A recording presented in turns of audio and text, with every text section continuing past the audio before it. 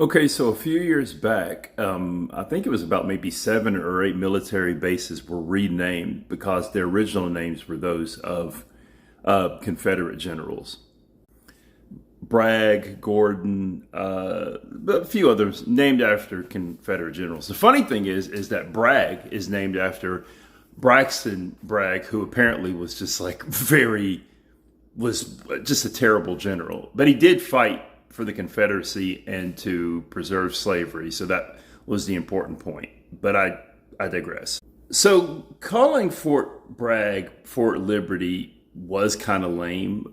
Calling Fort Gordon Fort Eisenhower, that's cool. All right.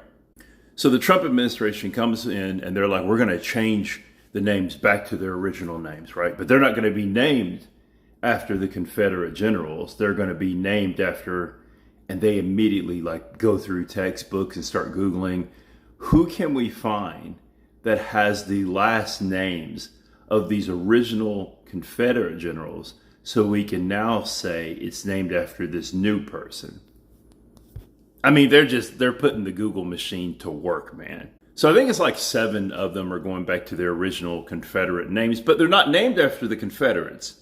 They're named after other people, but not the Confederates. Meanwhile, there are certain ships that are named after civil rights leaders that they're being renamed.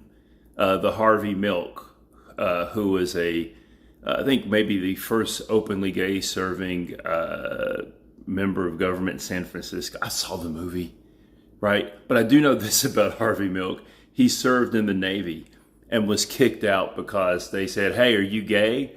And he was like, "Yeah, I'm gay, but I'm serving my country." And they're like, "Nah, it doesn't count. Sorry." Harriet Tubman, who was a spy for the Union Army during the Civil War. I'm not calling it that anymore. It's named after her. Nope. Medgar Evers, another veteran. Nope, got to change that name. So you're giving the game away a little bit here, where you're returning the names to the original Confederate generals.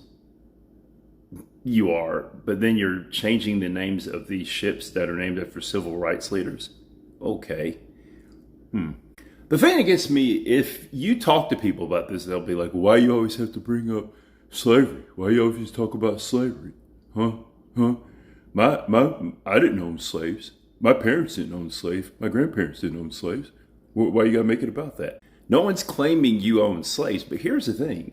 If you denounce the institution so much, why do you feel the need to defend the people who defended it so hard?